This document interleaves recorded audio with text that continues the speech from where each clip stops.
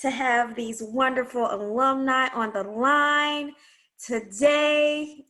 It's super exciting. I can't even believe it at this moment, but I'm so happy to have you guys here with us. We're going to wait till a couple more panelists join us. But again, I'm so excited to have you guys. I'm going to have you guys introduce yourselves. Just for some good old housekeeping rules. If you are here for Business Communications Lab, you guys remember that, please make sure you take a screenshot of participating in this event, and we will make sure you upload that to your Dropbox in the BCom Lab tab of iCollege. So just want to make sure we take those notes and get those in. And then we got a couple of questions for these crazy alumni I miss so much. So good to see y'all's faces. Kazi, Josiah, it's a pleasure to have you both. Miss you both so. All right, guys, give us a couple more minutes and we're kind of gonna get started. Dana's here. I told you it's gonna be like a super reunion for me. I think I'm overly excited because I was everybody's career coach. So that gives me all the warm and fuzzies, okay? So welcome to Real World with Robinson. I am totally ecstatic that this afternoon we get to talk about just life after Robinson, right guys? And what it's been like. So I'm gonna have the wonderful alumni panel start to introduce themselves. Let's start off with Josiah. Josiah, introduce yourself. Hey, good afternoon, everyone. Josiah Owens here. Graduated actually 2017, so not too long ago, but I was a managerial sciences major. And then after graduating, started my career actually as an intern with Georgia Pacific based here in Atlanta, and had the pleasure of holding a couple of training and development roles there in project management. And currently am with Koch Industries now, Georgia Pacific's parent company, doing some pretty cool stuff with learning across our enterprise. So excited to be here. Absolutely love Lakesha and team. So happy to be here. All right, we're gonna go with Dana next. We're going in order. Look how I did that. Woo. Dana Powell. Good morning, guys. As Keisha said, my name is Dana Powell. I'm a little older than Josiah. I graduated in spring 2016 with a degree in business economics. With that degree, my first few internships were in economic development, so working with the Metro Atlanta Chamber and the Georgia Department of Economic Development. But my passion has always been for media and sports. So for the first 3 years of my career, I worked at Warner Media, supporting the Cartoon Network brand and business development and strategy roles. And a year ago, I made the pivot to media and technology, and now I'm working at Netflix in content strategy. All right, and come on, bring it home, Kazi. Hey everyone, how's it going? It's great to see you, Keisha, Dana, and everyone. So my name is Kazi Huck. I'm the youngest of the bunch. I graduated last semester, and currently I'm finishing up a co-op at Georgia Pacific. And this will be news to everyone, but I'm moving on to take an interim chief of staff role at a fintech startup the remainder of the year before going on to EY in the business consulting practice in January. Glad to be here and happy to share some advice with you all. Wonderful. And I have another one of my wonderful alumni students. I told you it's going to be a reunion. I feel like graced with the presence of all of you. It's super exciting. Introduce yourself, Leander. What's going on, everybody? My name is Leander Howard II. I am a financial analyst at Adobe, founder and CEO of Spark Your Resume. And I do have a podcast called Spark Your Success Podcast, where we dive into entrepreneurship, career advancement, and we highlight real people obtaining real results in multiple industries. Looking forward to, dropping some gems, giving y'all some advice. Wish I could see some people on here. You got your cameras off, but it's all good. Y'all can hit me up on LinkedIn after the conversation or whatnot to connect. We'll make sure everybody puts their info in the chat for everybody, but let's get started. They need some advice. We're in some different times here. And the best part about it is that I want to say, and this is just me bragging a little bit on y'all, but I have some networking gurus on the line right here. So these gems, I know you guys are going to be fabulous with them. Let's go with this first question. Let's talk about, what piece of advice do you think you wish you would have had before you left school? Nicole's here too. Hey, Kendall. Good. We got everybody here. Nicole, introduce yourself. Hi. I thought you'd forgotten about me. I did not forget about you. I didn't even see you. I'm so happy you're here.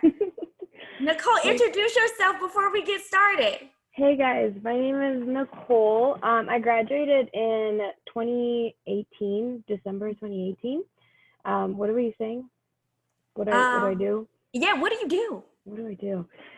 So I am a recruiter at Accenture. We're a consulting firm. So that's what I do. So the question of the day is, and any of you guys can start, what piece of advice would you like to have before you graduated from Robinson? Anybody? I can start, I guess. So I think the piece of advice that I would probably like to have, y'all kind of gave it to us, but it's not easy. Just know it's not easy, and that you're capable of accomplishing anything that you really want to out of life. Georgia State is a non-targeted university. That's the reality of it, right? So you got to put yourself out there. I think that's what most of us have done on the panel. We wouldn't be in the positions that we're in today if we didn't. And I feel like that's one of the biggest things you can do is most definitely take advantage of Georgia State. It's very diverse. I think one hell of a school. So please take advantage of the networking opportunities you have with people on the call here. The panelists, Keisha for sure. She a network, you know what I'm saying? So most definitely get her on your good side. But just be confident in who you are and take those interviews full storm. Josiah? I'll hop in. Just to kind of piggyback off of what Leander had mentioned, I think networking, we did a ton of that in undergrad, and obviously that doesn't stop post-graduation. But I think the importance of relationship building, I would almost put them in two separate categories. Relationship building really comes or speaks to getting to know people just as people, not necessarily the titles that they have, but I think I'm realizing in my professional life, being 3 years removed from college, the importance of just seeing other humans and getting to know people. And I think that's an art and part of networking as well, beyond just trying to get a job, but really building relationships with people, getting to know what makes them do what they do. And I think as people get to know that about you, it becomes easier for them to identify your capabilities and skill sets as well. Beautiful. Anybody else? I can go next. So I have two pieces. The first is Microsoft Office Suite. Learn ins and outs of Excel, PowerPoint, Word, etc. I assure you, when you're starting off, you're going to be using those functions a lot, and it will help you down the road. And the second piece is learn how to communicate effectively, because when you're in the real world, you're talking to a lot of different folks, working with a lot of different individuals. And if you can learn to communicate effectively, depending on the person or situation you're in, then that'll really go a long way. Okay. Anybody else? No? I think something I wish I had known is to be more vocal for myself. Mm-hmm. So, I mean, really, nobody knows you better than yourself. And so nobody can advocate better than you can for yourself. So that's, during an interview process, during the searching process, even once you're in that career, just being very open with your network about what you want, what your goals in line are, what your goals later on in life are. Because if people don't know what you want to do, they're not going to think of you when opportunities come up, right? So just putting that on people's radars. I'd add to what Nicole said about being your own best advocate. Like, put yourself into the rooms that you want to be in. Like, you do have control over that. So that's going to look a little different right now, given that we can't all be together physically. But there are events like this. There are tons of panels, so many resources for you to learn. And also, in addition to that, like, being a student has so much currency. it's just so much easier to have people open to connect with you when you're in school, and also that first year as a recent graduate. I always joke that people like to talk about themselves, but it's the truth. So give them an opportunity to share what they've learned so far. But to Josiah's point, it's also about building relationships. Something I learned in my first job was that first year I was focused on just learning. So I was taking, right, people's time, and I wasn't really focused on building relationships. And that is what is really important. So as you're reaching out to people looking to learn from them, the people that kind of show interest in you, like additional interest in you, those are the people that you should really be looking into building relationships. So it's on you, the more junior person in that relationship, to follow up and set those additional check-ins with them. I love that. So to segue into my next question, it can be difficult in the environment that we're currently in. Have any of you had to change career paths? And if so, how did you navigate through that? Anybody had to change anything? I can kick off here. During the pandemic, or just in general? Just in general, because I know quite a few of you have switched in these last couple of years. So Kazi, go ahead and start us off about how you made that switch. Sure, I can talk about the pandemic specifically. So originally, I was supposed to start at EY in August, but given the current situation, they asked us if we would defer to either October or January. And my thinking was, why not defer to January and try out different things? So because of that, I deferred and I stayed on with Georgia Pacific for an extended period of time, gaining more experience in that specific role. But also I wanted to experiment. That's why I'm going to the startup role. And that startup role, I came about because of networking and the relationship building. And as Nicole mentioned before, be your own advocate. Tell people what you want to do. So I was telling these venture capital individuals, bankers, that, hey, I want to work in this specific role. And when the opportunity came, they thought of me as their first person. And that's how I got connected to the CEO of the company. And I can now go and help that individual build his business. Good.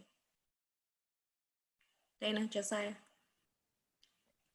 So I'll hop in. I actually started a new role in the middle of COVID, and it came about randomly in the middle of a lot of transition that was going on personally, with me getting married and buying a house at the time.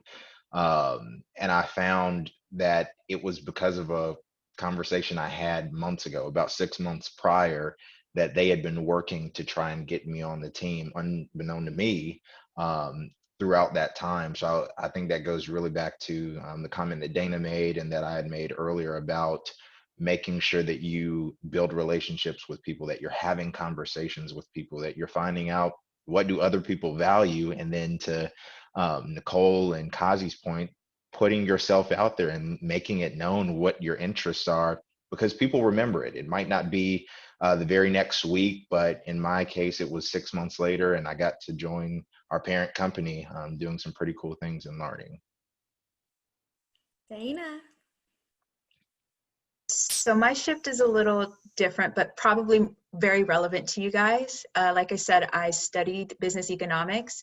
I was down the path to start working in economic development. And that's something that I liked, but not loved. So for me, like post-grad, it was actually difficult to show that I had the skills to work in like a business analyst role in media and entertainment. So I actually extended my internship through the summer after when I graduated. And I kind of bet on myself in a way that isn't probably great for everybody, but I gave myself the summer after I graduated to really secure a position that I'd be passionate about. Your first boss really is important in kind of shaping your opportunities. So I wanted to at least position myself to be able to have a first job that I'd be excited about. So for me, that took a lot of the legwork, like everybody's mentioned so far about, I didn't have the media and entertainment connections. So just reaching out via LinkedIn, setting up tons and tons of countless like informational interviews to also help, like Nicole said, help me better be able to articulate what I wanted to do within the industry, and how my skill sets could apply to that. So my shift was more so from industry to industry. And what helped with that was being vulnerable and having the tough conversations to say, these are my skills. I actually don't know how that best fits in your industry. Can you tell me, based on your experience, what you think might be good areas for me to explore? Great. So we have some questions in the chat. I wanted to kind of get to, because some students are starting to ask some questions. Let's start off with this one, because I know you guys can definitely answer this. How important is it for you to have an internship before graduating? And did it help you get your first opportunity? Yes. Go ahead, Nicole. Nicole's like, yes. Yeah, I think especially when, you know, you're looking at a large batch of resumes, or you're looking for, especially for competitive programs and things like that, I think having an internship is, especially if you're a sophomore and, you know, you're kind of just starting out, right? I think the big thing is they don't expect you to have as many internship experiences. I think the big thing is having leadership, maybe some part-time roles, just showing you're well-rounded and can, you know, balance different things. I think definitely as you get into your more your upper years, right, it's really important to show you've had some kind of more formal work experience in your field of study, or, you know, potential future like area of interest for a career. So just my 2 cents. 2 seconds. It's Leander. Tell them the truth. definitely important to have. Most definitely important to have an internship before you graduate, or honestly, a couple, right? Like she said, sophomore year, they're not really expecting you to have an internship. That does not mean you do not have an internship. I know a lot of companies now, they have freshman internships now. When I was in college, they didn't have freshman internships, you know? We had to get part-time jobs to try to get an internship. And then getting a part-time job, like, be intentional about where you're working. Like, I knew for a fact I wanted to be like, you know, a financial analyst or in the banking industry, right? So I got a teller job, right, at Wells Fargo and Bank of America when I was like 16. Like, working as a teller at, you know, no, not 16, I'm tripping, 18, 19, my freshman and sophomore year of college. And that's, you know, that's kind of unheard of. You don't usually see a lot of young people in the bank when you walk up to the counter. But on my resume, and that's how I got my first internship at Wells Fargo, because it was one of their competitors I was working for, Bank of America. So when I applied, they're like, oh yeah, you see you work at Bank of America, you know, you might have some banking experience. Let's get you in Wells Fargo. They're trying to still, you know, it's competitive. That's how you got to play the game. Just know like what you want to do and be intentional about where you're applying to. And most like those internships, they teach you a lot. They're going to pay you more than a part-time job. You're going to get more experience. You probably get to move out of state. I lived in Minnesota for summer of 2018, you know, and it's going to also teach you how to live on your own before you graduate. Because the good thing about an internship is it's going to end. It's probably 10 weeks and you get to come back to your regular life, you know, full time. That's it. You know, it's like, that's it, you know? So I would say take that chance to gain that experience before you graduate. It's gonna make your transition a lot smoother once you do obtain your degree at Georgia State. One little piece I'll add in, I think oftentimes jobs, internships are opportunities for employers to interview us, get to know who we are. But I think internships are really opportunities for you to interview different companies that you find interest in. So it's really, really, really helpful, especially if you can get as many as you can to really see what is it that you like, what are you interested in, what are the values that the company has that more closely identifies with those that you have personally, that you could see yourself being successful there. I think it's important to get as many as you can or find the best ones that give you the exposure and experience you want. If I may provide a different perspective and add on Josiah's points, definitely internships are crucial to understand what you enjoy and what you want to do down the line. But also don't think of it as, I need this for my resume. Think of it as an experience that's going to help you grow professionally and personally. I know that internships helped me in school. the things that I learned in internships, the way to present, the way to use Excel, I applied that to my classes and I ended up doing better in my classes and my student organizations as well. So don't just look at that as a line item on your resume. Think of it as a holistic experience that's going to help you develop and grow and become the professional you want to be.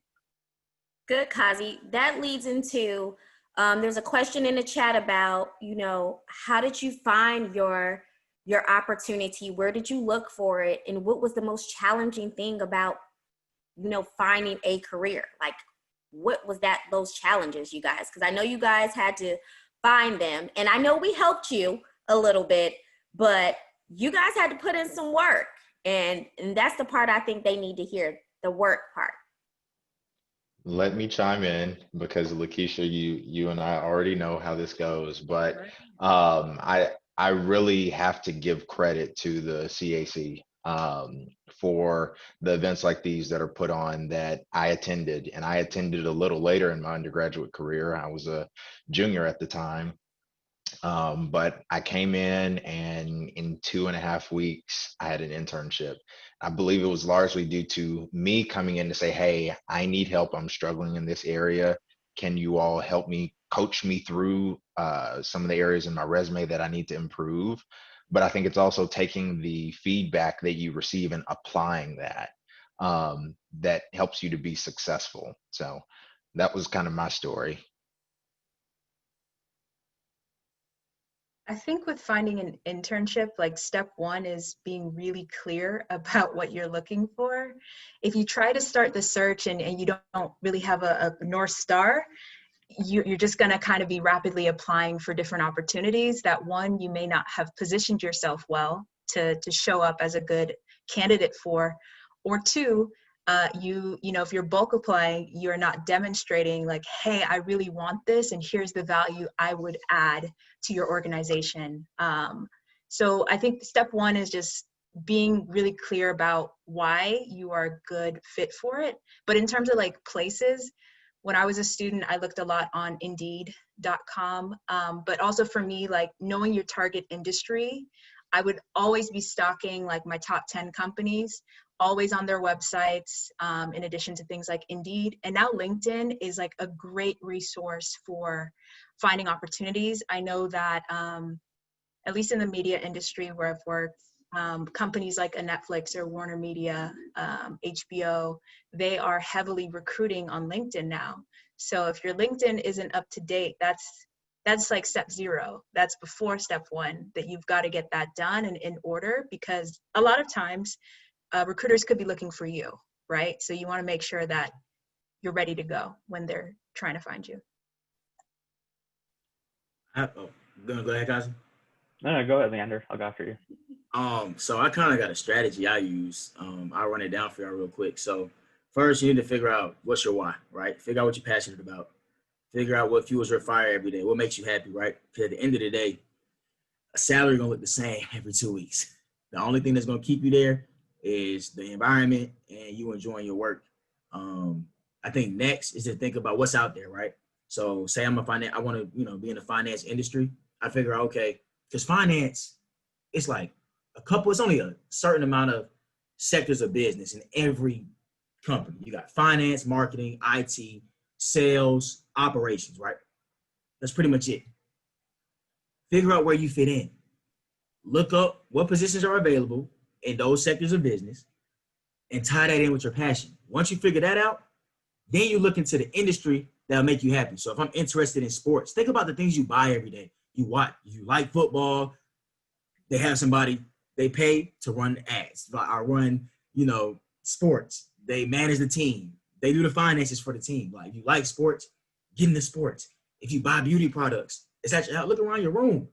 The company that you're buying from, they have people that work for them, So like, think about that. Get into and then look up the industry you want to be in. So tech, automotive, sports, whatever.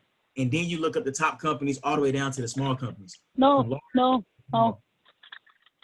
And then once you figure that out, you apply for every position within there. I don't think she knows she on mute. Oh, I'm sorry. Yeah. You're putting on mute. Okay, go ahead. Carry on. All right. So you wanna apply for every position within the industry of your choice or the industry of your liking. So if I want to be a financial analyst in the tech industry, I'm applying for a financial analyst position with Google, Amazon, Adobe, Facebook, and I'm going from there. And LinkedIn will give you all of that, you know? But you got to tailor your job search, because if you're applying for everything, it's not going to make you, it's no point. It's not going to make you happy at all. So that's my kind of strategy behind going about looking for different positions, because there's so many out there. And even during Corona, like, people are still hiring. So it's a lot of jobs to look at. It's a lot of jobs to choose from. But I think to not stress yourself out, be intentional about where you're applying to. Yeah, that's a great strategy. And I think I'll connect it with a personal story of mine. So I grew up abroad, and I was allowed to take business classes in high school, such as accounting, econ, commerce, etc. And my favorite class was business studies. And what I enjoyed about that class was the case aspect, right? The class was all based on cases. You would read these prompts, and you had to figure out a solution. And I knew early on that, consulting might be a route for me. And going into that challenge piece, early on when you're a junior, even sophomore or freshman at Georgia State, it's very hard to get a consulting position. So I had to think outside the box, and I took on internships across multiple functions and industries to show that, hey, I have this diversified skill set that can be applied to the consulting profession. On top of that, I networked with, as high up as I could in the ranks with partners, individuals at consulting firms, to ensure that I would at least get a shot at an interview where I could tell them everything I've gone through, everything I've learned. So definitely have a strategy in mind and connect it to your personal experiences. Always look inward to find that path outward, if that makes any sense. Yes, I love that. You guys, because you had to practice makes perfect. I think we've had numerous meetings. I think I've had numerous meetings with all of you. What did you do to prepare for interviews? How did you stand out in interviews? Is that the tough question? That's not the tough question of the day. Tell them how y'all did it. Y'all were great at it, by the way, but it probably is just me. I'm not being biased. Y'all were great. I got another strategy too with interviews. Like, I feel like the best thing you can do, man, is be different. Honestly, like, I went into Adobe owning the interview. I'm asking the questions. I walk in, hey, how you doing? I got I'm the only one that came with like a portfolio. I have my projects from Wells Fargo. I have my projects from like all my internships. It was like, okay, you're pretty serious about about your stuff. I mean, I'm coming from Georgia State, so at the end of the day, we're a representation of our university. So it's not really about me. You know what I'm saying? I'm trying to get other people from Georgia State at Adobe, right? So that's really the bigger picture. But when it comes to interviewing, most definitely do your due diligence about the recruiter or hiring manager that you're interviewing with. Most times they'll give you the names of those people. LinkedIn is free. You can learn about anybody and everybody on LinkedIn in a matter of 30 seconds. Get something out of that, right? Have some questions that you want to ask at the end of the interview. That's very, very important. I know a lot of people that don't nail interviews because they didn't ask any questions at the end. When they ask you, hey, do you have any questions? You should have a list of questions. And one I always ask is like, what makes you, like, why are you in this position? And how does this position align with your long-term goals? And that gets people stuck, you know what I'm saying? Because they're not really thinking like, I'm just doing my job, I'm making a living. It doesn't really align with what I want to do in 10 years, especially with like mid-career professionals. They just going with the flow now. From what I've seen, not saying everybody's like that, but from what I've seen, they're just, making ends meet or providing for their family. So when I ask them that question, it starts getting them thinking about more than their job, but their life. So be different from everybody else and ask those meaningful questions, not about like, you can ask about the company, but like, I just got off the phone with the CFO of Adobe, John Murphy. He's like, yo, schedule another call. I like the way we talk. I asked him about leadership questions, not about how he's running Adobe. You know what I'm saying? What is Adobe doing? We're talking about books and life, nature, hiking. Like, those are the questions that you're building relationships off of. I can look up what Adobe does online. Do your due diligence to not ask the same questions that you can get the answers to on your own. Ask the questions that you need somebody else to tell you the answer to in interviews. Of that, yes. Yes, don't just don't ask questions just to ask questions. you know, I think Leander gave some really great pointers on how to ask those meaningful questions. So a big one that'll, you know, I think sometimes we don't come prepared for that part. So at the end, they'll say, okay, do you have any questions for me? And then if we're not prepared, right, we might blank and just say, so, you know, what is it that you guys do? Or what, blah, blah, blah. And it's like, you know, Leander was saying something that's on the website, and it's just like, you know, you just trying to like ask a question, and it just kind of took a ding against you, because it's like, dang, this person didn't even like read our website or know what's going on with us. So just being really intentional with those questions. I think that's a really great point, Leander. Yeah. I'll hop in. Oh, Go ahead. Go ahead. Okay. Totally agree with Leander and Nicole. Like, step one, right? You wouldn't have been invited to especially have an in-person interview if you were not at a base level qualified. So you already met that mark. They already know that you can do the job. That's demonstrated in the skills that you have.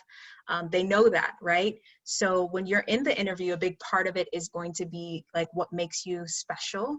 What would you add to the role? So again, just making them see that you are the ideal fit for the role, what you would add, making, you know, through your interview, really highlighting like the value add that you'd bring, maybe some of the things that don't show up on your resume that would be of value to the company as well.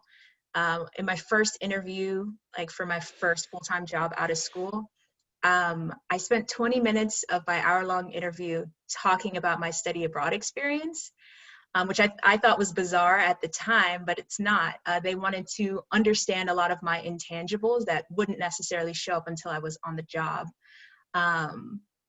So yeah, you have to understand like all of the basic information about what the company is experiencing at the moment. There shouldn't be something that was released in the news, you know, weeks before, days before your interview that you're not aware of. You don't want to be caught off guard, but really think of the unique things you can highlight about your experience and value add to the company. Well said. I'll add in something that's super, super basic to do, and that is practice. Practice, practice, practice.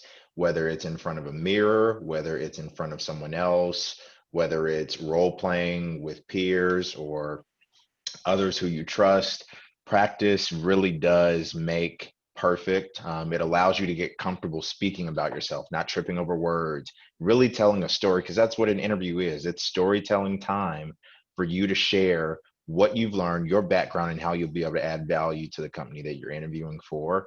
So do your time, obviously due diligence on the company, but also practicing, giving your spiel, looking at behavior-based interview questions and answering them in a way that gets straight to the point, making sure that you're adding the appropriate amount of context as well, and allowing your interviewer to ask you questions to clarify where it makes sense. I would also add, be authentic. Everyone else who's touched on this before has talked about being different. And I think there's authenticity in the differences that each of us bring to the table. And whether it's your study abroad experience, whether it's a lesson learned, maybe even it's a time where they ask about something that you didn't do so well on, that authenticity really speaks to the fact that you learn from mistakes. It speaks to the fact that you're on a journey of continuing to improve yourself and develop who you really are and can be, not someone coming in to fake the interview. So be authentic, always ask questions and practice. Let me close out here, and definitely practice is so key. And I hope everyone took notes because all the panelists shared some amazing advice. But a funny story is during recruiting season, the practice piece, I took it to an extreme. I would schedule 4 to 5 interviews every single week, whether that would be with a mentor, career coach, or a company. It reached a point I would go to Keisha's office and would tell her, hey, Keisha, I'm interviewing with XYZ company. And she's like, Kazi, why are you doing that? I'm like, oh, I just need to practice. And it was so bad that I was working for Panthers on Wall Street program. And to prepare for that interview, I was recruiting with other companies and interviewing with them just to practice so that I was, in top shape for the Wall Street interview. Very true. We got to make sure that everybody is up to par. I know you guys want to know about preparing for interviews. First of all, I am going to give us a shout out, a shameless plug. The CAC is the place to be. So definitely, if you want to prepare for your interview, we have anywhere from the STAR method to help you prepare for your behavioral-based interviews.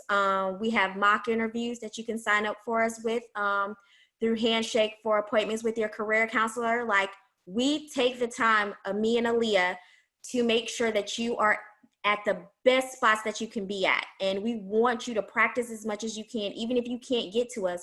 Like they said, make sure you have a roommate, a mom, a dad, somebody, or your phone, and practice. And especially right now in this virtual space where it might be a virtual interview anyways, it's a great time to practice with that as well. So you can have your whole setup correct.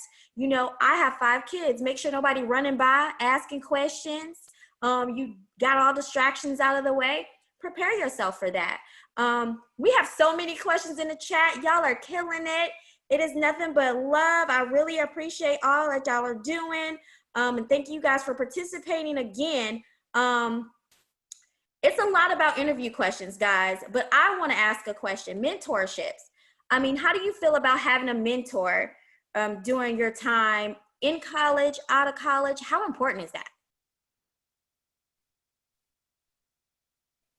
Go. Hop in. I think having a mentor is extremely important. I'll be first to say that I always looked at mentorship for a while as something that was awkward, like having to approach someone to ask them to be your mentor.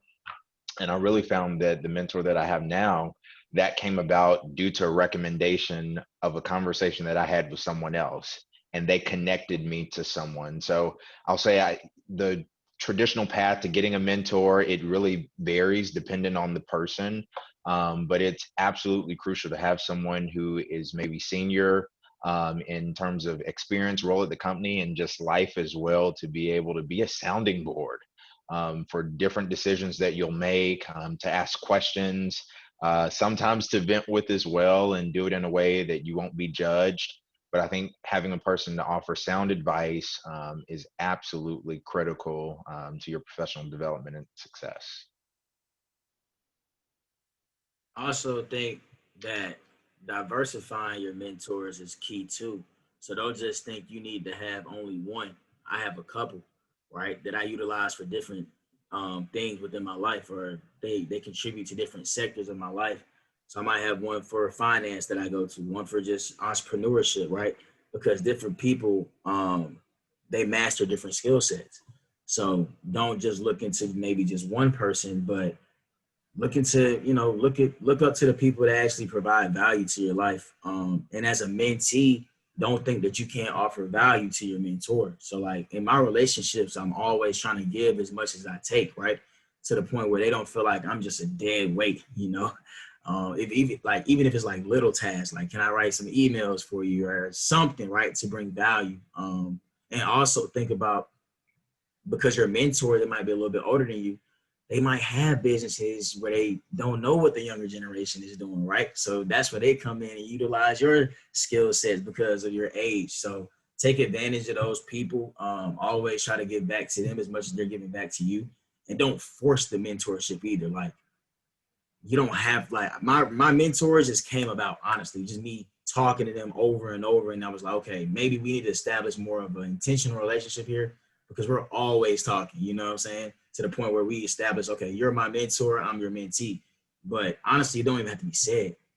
You'll know somebody as your mentor.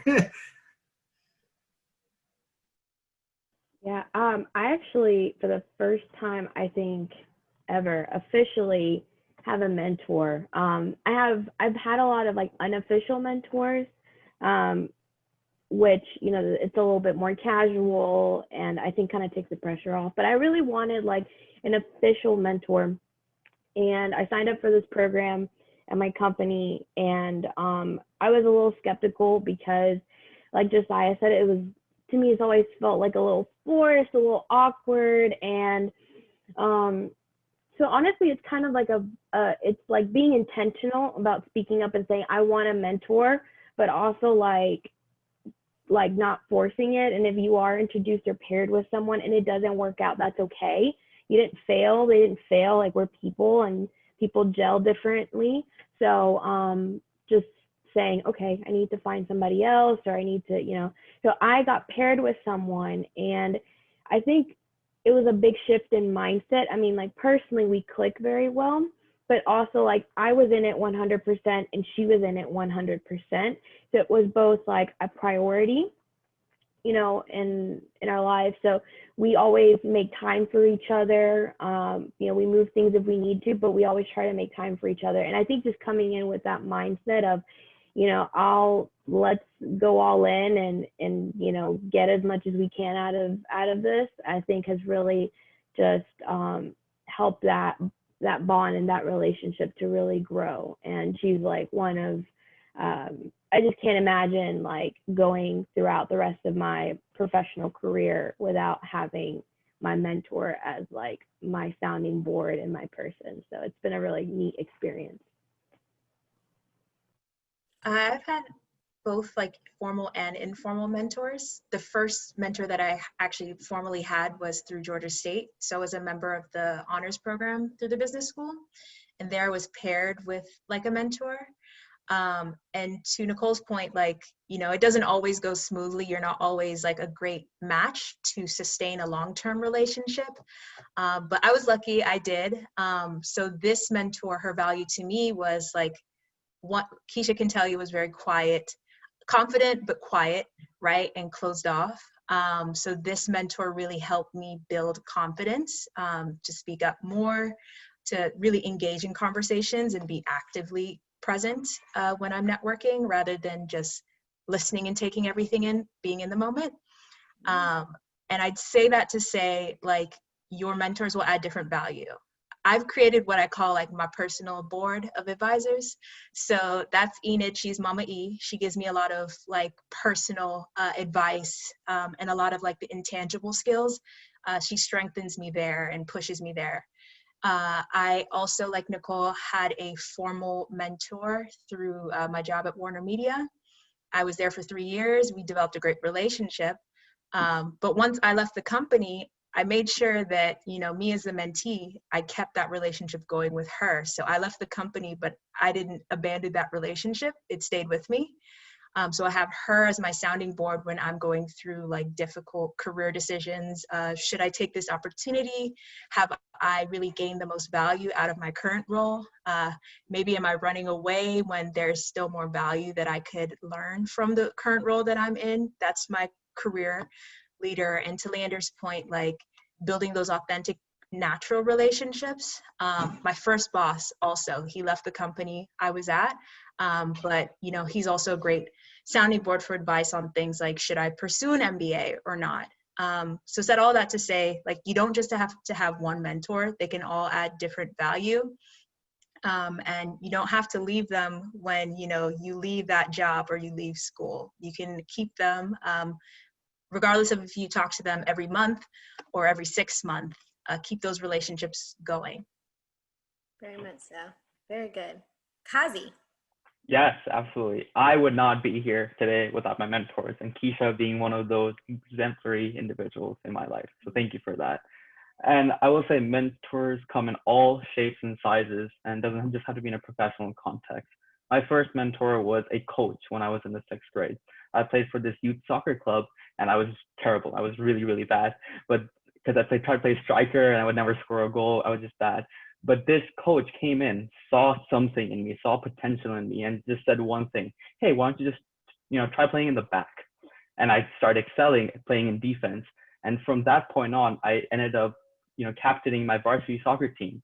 And that leadership experience helped me develop and grow. And that I applied all those lessons that I learned playing soccer in my professional life, in my student leadership life.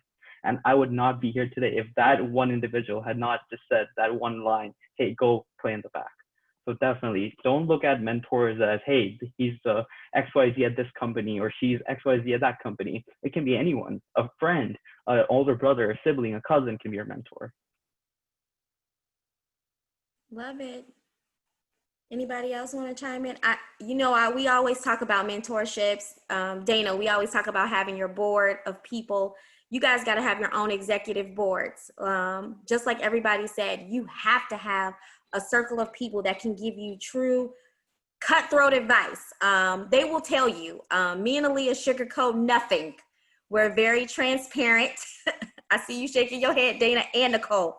We don't sugarcoat anything. We're very transparent. We want you to understand everything from top to bottom, and it is imperative that you do so. But to have those mentors, that's what they're there for. And we feel like at the CAC, that's what we bring to the table for you as well. A couple more questions. I know we have some questions in the chat. Let's check out the chat and see if anybody has any more questions. I know you guys are all been worried about interviewing. Let's talk about grad school, the climate of the pandemic. We have so many things we can talk about. In this pandemic, you guys, how have you found your career goals to shift or change?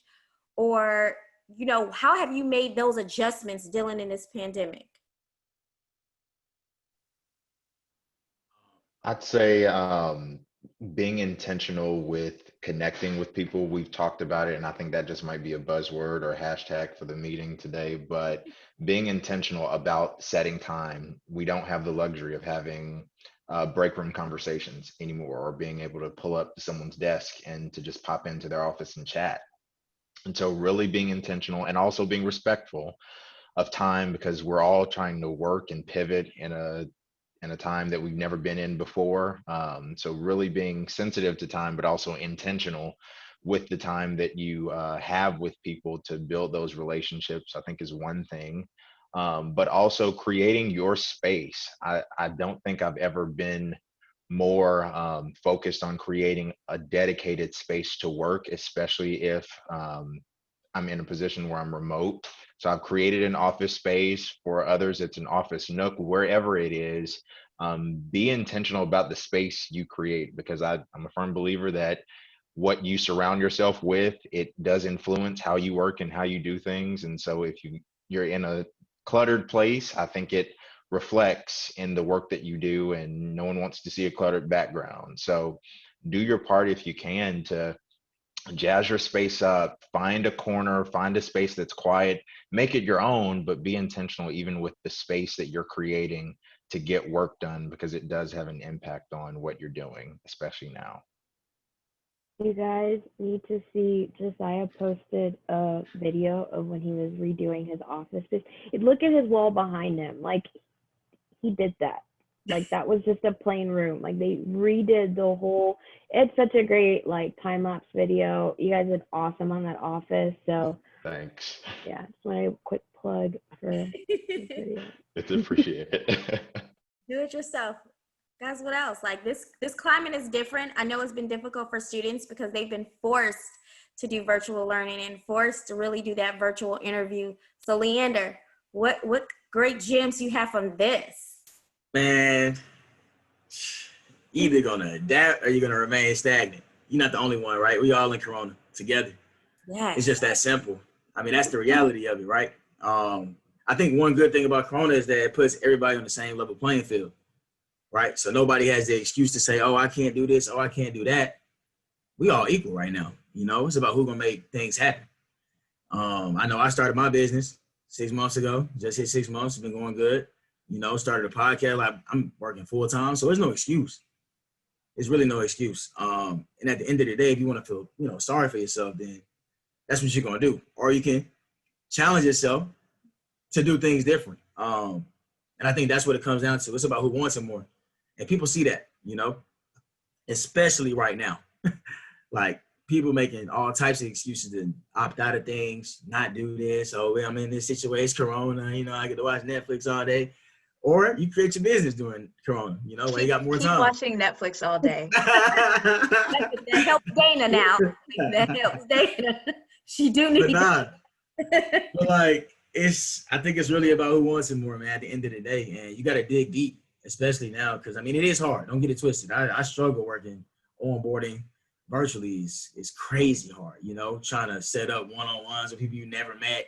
It's very weird, you know, like, yeah, network with your new mentor. I'm like, didn't even have lunch yet, you know, like, we can't do that, right? I got to grab a sandwich and eat in front of his face on the cameras. It's weird, you know, but I'm not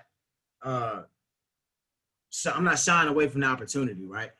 Because I know it's going to is gonna get back to a new normal eventually, right? Where we get to, interact in person again. But you got to do what you got to do now, or else you're gonna waste this whole year. I mean, we've been in Corona for what, 6 months now, and it's not going anywhere. I know my job pushed me back to July 2021, so I'm moving to Cali. So we here, you know what I'm saying? So you gotta do what you gotta do, and this is time to make things happen. So I love it.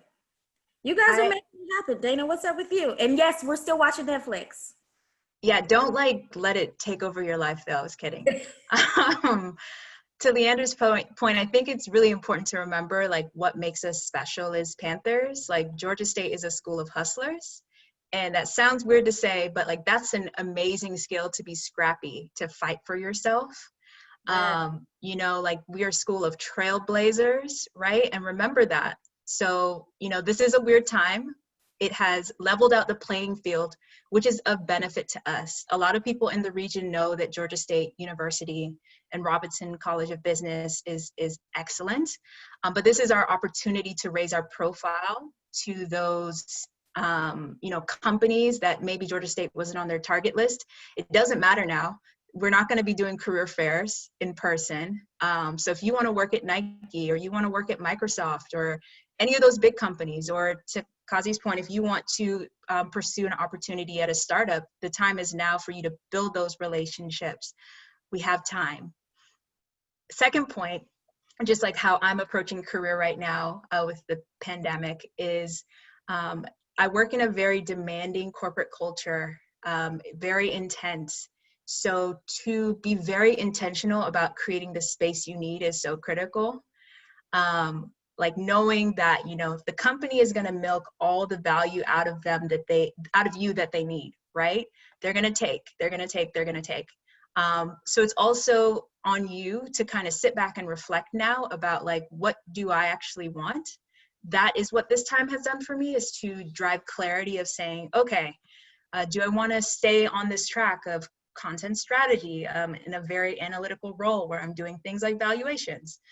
No, not long term, right? So how do I look ahead to my 5-year plan of where the pivots are needed, what will take me there?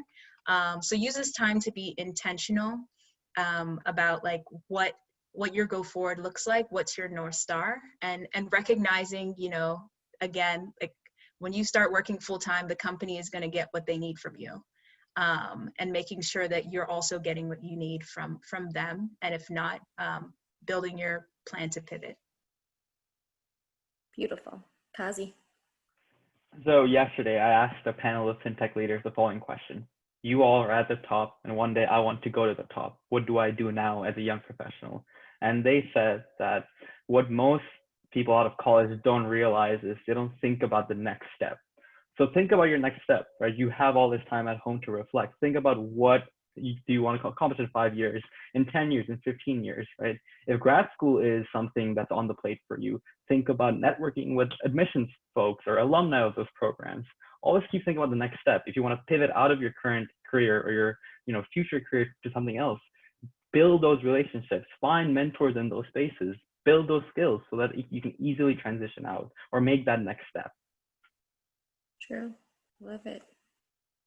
Absolutely. You guys are asking, asked great questions, dropped so many great just gems for the students. Yes, Leander. I got one thing to say real quick to set up these informational interviews. Everybody should have a Calendly account. It's free. Like, it makes you look a lot more professional when you're setting them these interviews. I'll put the link in the chat. But like, you can set your own schedule, like your own hours, to where you're reaching out to somebody. It's eliminating, oh, when are you free? I'm free here. I can't meet. Here's my calendar. Find the time, available that best, suits your schedule, and then we'll talk. I know a lot of people value that. It saves a lot of time. We can save people time.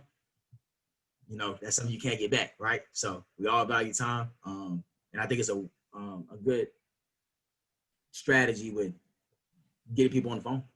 Dana. So I encourage you to do that. This is just a general tip, a little different from your question, Keisha, but for anybody that's working full time, like, still take your PTO right now. I know it's hard, we can't really go anywhere, but that is a part of your compensation. So make sure, even if you are just, you know, moving from your bedroom to the living room for the week, like still take your PTO. You need that time to refresh and to be of value to anybody else, and to still feel good, right? So whether that's just going to like a staycation across town, or again, staying at home, whatever you're comfortable with, like still take the time for you to kind of refresh and recharge. Beautiful. If you guys don't mind, as we close out, because your time is very valuable, please, if you care to share your information, please share your information in the chat with our lovely students. The CAC greatly appreciates you from the bottom of our hearts. We love how you all have grown into these amazing, dynamic people of the future, have taken on these roles, and have really just placed a great place in the world in all these different companies, and come back to share with us all this great information. You know, I'm always grateful to have y'all in anything that we do, and really appreciate everything that you've done for us and continue to do for us. Please, everybody in the chat, if you would like, make sure you get their information, connect with them on LinkedIn. The CAC, once again, is constantly hosting tons of events. Real World Ready is what we're always looking to do. We want to make sure you're prepared, but we want to make sure you hear it from some of the people who actually did it themselves from Robinson. And so again, Josiah, Kazi, Dana, Leander, and Nicole, we thank you from the bottom of our hearts. Denise, Marielle, Brandy, and Aaliyah, want to say we appreciate you stopping by and making time for us today on this fabulous Friday. Any last words before we log off, you wonderful people? Don't be afraid to dream as big as possible. I'll add, it is going to be okay. This pandemic is teaching us all to be patient. It's teaching us all to pivot in a lot of ways, but I think I'm one of those people who have a hope that this isn't the end, and it's not. It's a challenge, it's a bump in the road for some, but it's an opportunity for those who seize it. So know that it's going to be okay. I want to say it's okay not to know everything. It's okay to not have everything figured out. That's why we're here in life, to figure things out. So it's okay. I just want to say, like, you're already on the path to greatness, and take care of you. You've invested a lot in yourself to grow and to be, you know, the remarkable candidate that you're going to present yourself to be. You know, just continue to commit to you and your dreams, and everything will shake out as it's meant to be. Now that's a closing. CAC. Take advantage of GSU, man. That's right. All the resources. All your resources. We That's appreciate you all so much. Thank you so much. And that's the best way to close out the CAC RCB way. We make a statement every day, but we make it the CAC way at RCB. Love you guys. Have a wonderful Friday. Thank you all. Peace.